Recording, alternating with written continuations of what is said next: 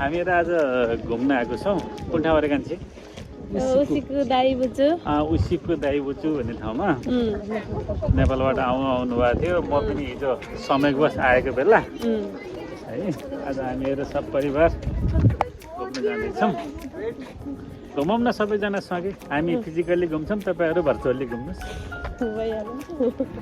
Wow कति राम्रो हो क्यामेरामा के राम्रो आउँछ र यहाँ हेर्दाखेरि यति राम्रो छ वाउ फुलेको धार्मिक स्थल हामी चाहिँ यहाँ फोटो चाहिँ यहाँ फोटो सेसन चलिरहेछ उहाँहरू दाजुभाइले धेरै समयपछि आज बल्ल फोटो खिच्दै हुनुहुन्छ अरे अरूले फोटो खिचेको चित्त नबुझेर आफैले खिच्दै हुनुहुन्छ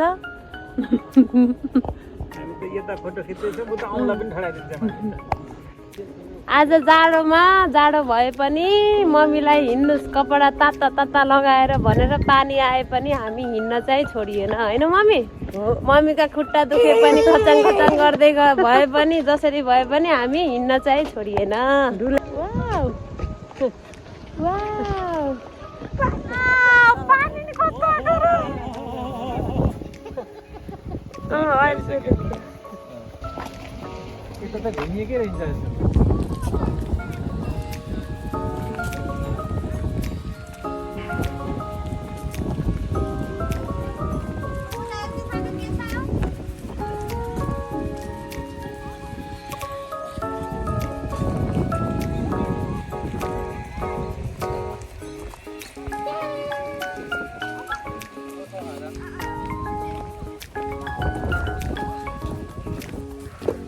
यो चाहिँ धातुबाट बनेको विश्वको सबैभन्दा अग्लो ब्रोन्ज अनि यसको हाइट चाहिँ 120 मिटर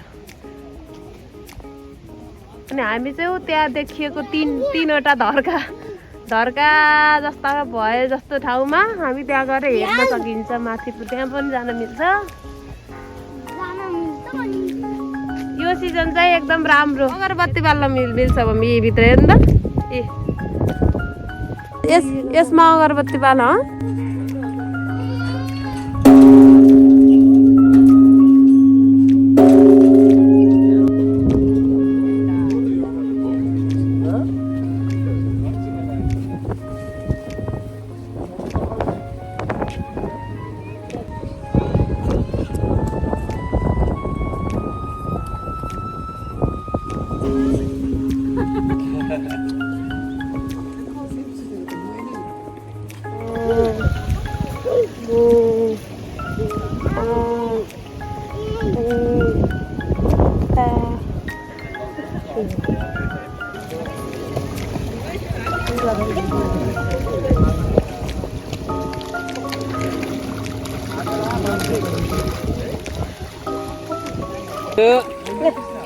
बिचरा यतै आउन सक्दैन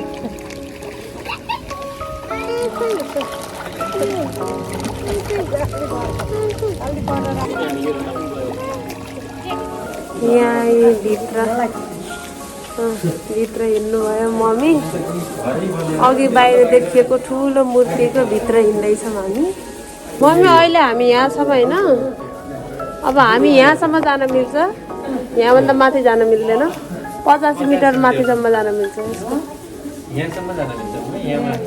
उसको हात अनुहार कति लामो छ भनेको अनुहारको अनि आँखा कति लामो छ मुख कति लामो छ नाक सबै कति लामो छ भनेर लेखेको छ मम्मी अनि नङ छुन मूर्ति कसरी बनाएको भनेर सबै सुरुबाट लेखेको रहेछ यो चाहिँ हातको त ऊ स्ट्रक्चर भन्छ नि कलम अनि त्यो चाहिँ टाउको हेर्नु टाउको जोड्ने बेला कसरी जोडौँ भनेर पहिला छुट्टै बनाउने हो मम्मी अनि जोड्दाखेरि यसरी बनाएर गाँच्ने है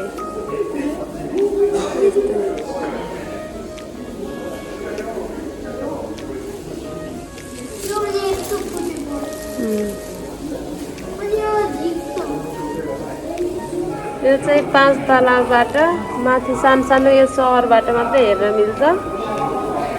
यहाँ चाहिँ भित्र यस्तो छ है।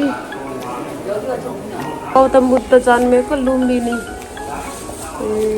गार्डन भनेर यो फोटो राखेको रहेछ। यो चाहिँ त्यो दाइको चाहिँ भित्र बुद्धको मूर्तिभित्रको 3 तला हो। 3 तलामा चाहिँ सबै मूर्तिहरू मात्र छन्। सबै अब मूर्ति उही बुद्धका यस्ता मूर्ति छन् के अरे अब के हो चिनिन्न। यहाँ खाली छ। यहाँ चाहिँ पैसा तिरेर नाम लेख्न मिल्ने हो त्यस्तो छ होइन। अब कति समयलाई नाम राख्ने हो यी। यहाँ उहाँ त यहाँको हो रहेछ। यो चाहिँ विदेशीको नाम रहेछ।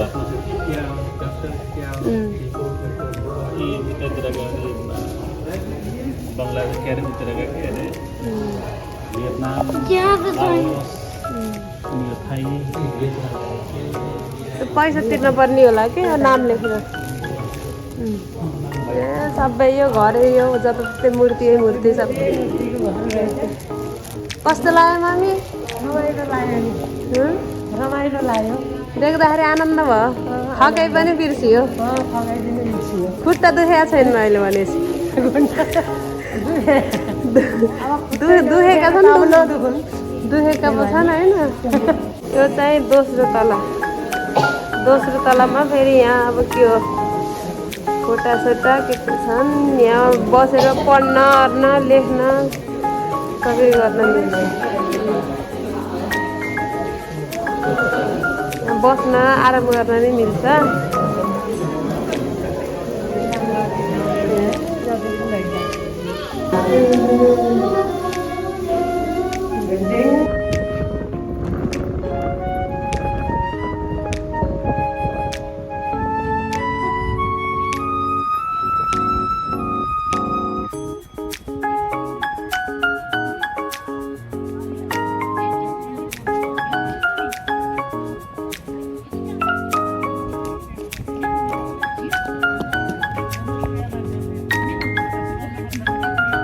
यसै गरी आजको दिन पनि फिनिस भयो।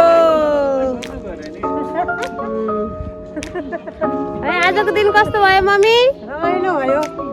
दाजुलाई कस्तो लाग्यो आजको दिन?